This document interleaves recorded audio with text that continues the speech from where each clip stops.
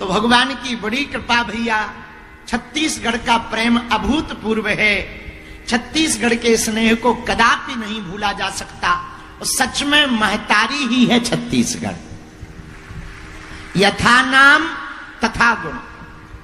आज पहले ही दिन अपने राम लेट हो गए। हमारी चील गाड़ी उड़ने में देरी हो गई। हनुमान जी की अनुकंपा हुई और हम पुनः आए। छत्तीसगढ़ की माटी को प्रणाम कर रहे। छत्तीसगढ़िया सबले बढ़िया। हमारा तो बड़ा प्रेम है छत्तीसगढ़ से। हम जब भी धाम पर अकेले बैठते हैं तब कुछ करें या ना करें एक गीत जरूर गा लेते हैं, चोला माटी के है राम।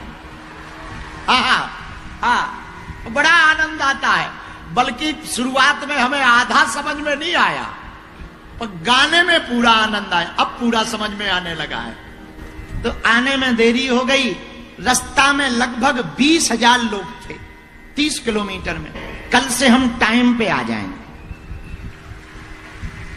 आज पहले ही दिन संतों का समागम हुआ। संत भगवान पधारे और दीप प्रज्वलन का कार्य प्रथम दिवस की कथा में हमारे बड़े ही प्रिय वर्तमान समय में छत्तीसगढ़ विधानसभा अध्यक्ष श्री रमन सिंह जी, आपने दीप प्रज्वलन किया और विनम्रता पूर्वक इस आमंत्रण को स्वीकार किया और संपूर्ण छत्तीसगढ़ की तरफ से उन्होंने स्वागत भी किया।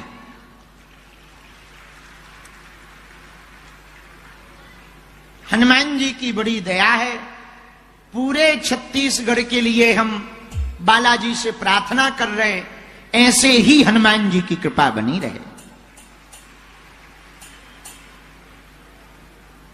दोनों तीनों पंडालों में, इस तरफ बगल में, पीछे, ये पंडाल में तो 4 पंडाल लगे हैं कि 3 लगे? 4। जय हो छत्तीसगढ़िया। वाह वाह वाह। चारों पंडालों में लोग जहां जहां विराजमान हैं, आपके हृदय में जो राम जी विराजमान हैं, हम उनके चरणों को प्रणाम करते हैं। बोलो हनुमान जी महाराज की, बागेश्वर धाम की, दादा गुरु जी की। भगवान की बड़ी कृपा, हनुमान जी का चरित्र सुनाने का शुभ अवसर हमको मिला है। आहा, बड़े भाग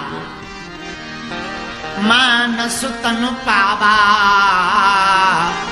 सुर दुर्लभ सद ग्रंथ गावा।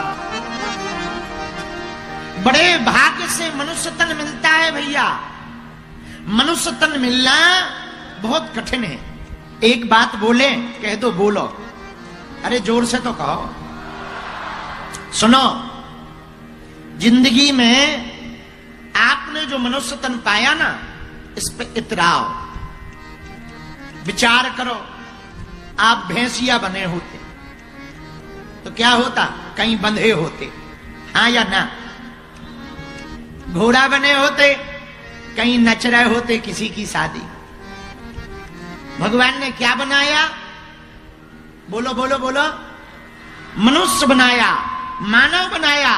मानव तन 84 लाख योनियों को पार करने के बाद मिलता है। ये बड़ा भाग्य है, मनुष्य तन भगवान ने दिया।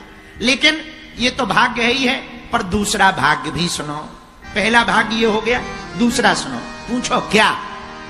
मनुष्य तो बनाया, पर बांग्लादेश का नहीं बनाया, न पाकिस्तान का, भारत का बनाया।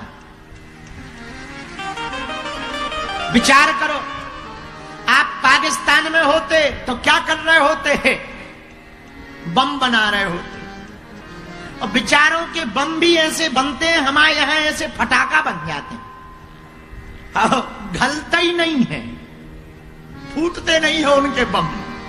हमने एक पाकिस्तान की न्यूज पढ़ी थी, बम बनाते हुए ऐसा तार फट गया कि खुद ही उड़ गया।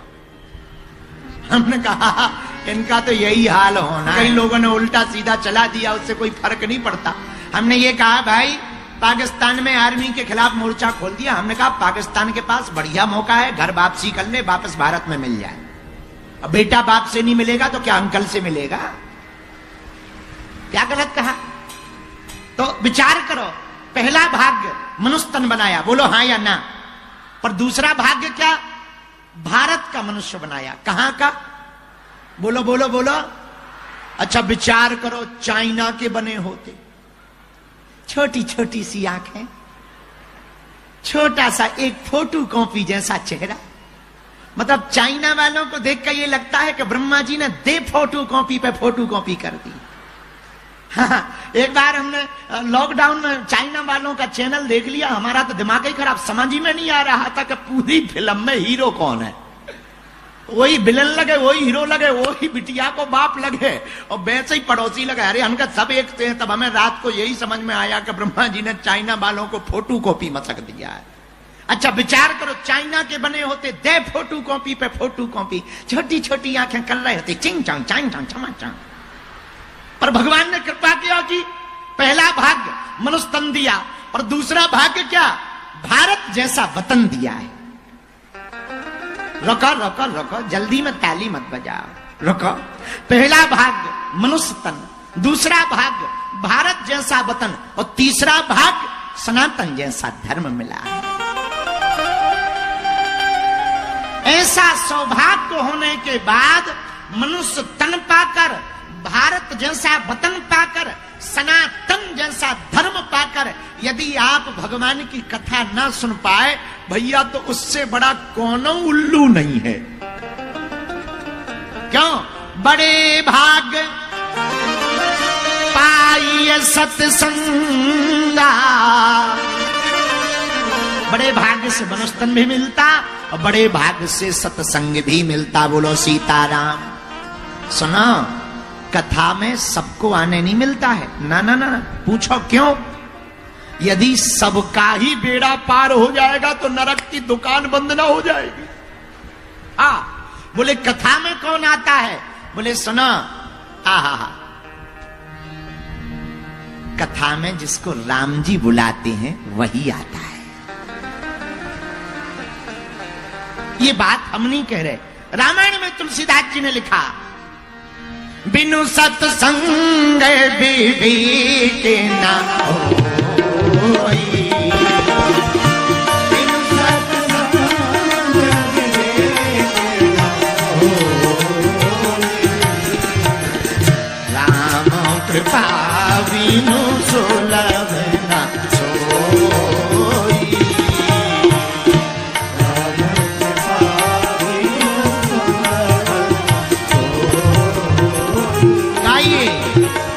सीताराम सीताराम सीताराम सीताराम सीताराम,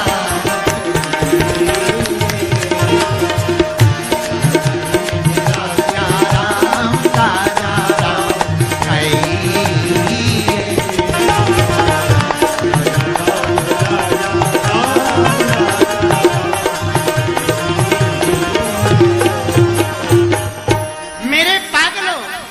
राम की कृपा के सत्संग का मिलना मुश्किल है। जिनको भी सत्संग में आने का मौका मिला, समझ जाना तुम नहीं आए, तुम्हें तुम्हारे राम जी ने बुलाया है।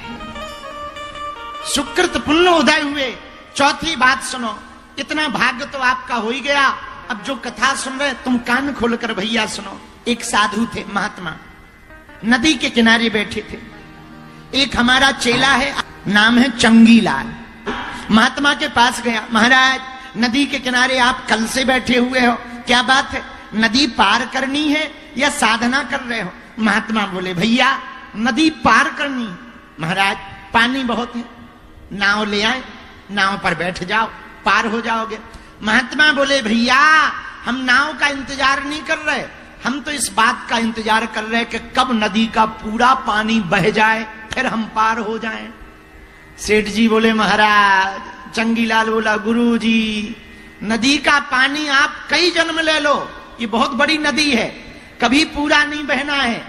थोड़ा कम होगा फिर बरसात आएगी फिर बढ़ जाएगा, नदी का पानी कम नहीं होना है, ये निरंतर चलता ही रहेगा।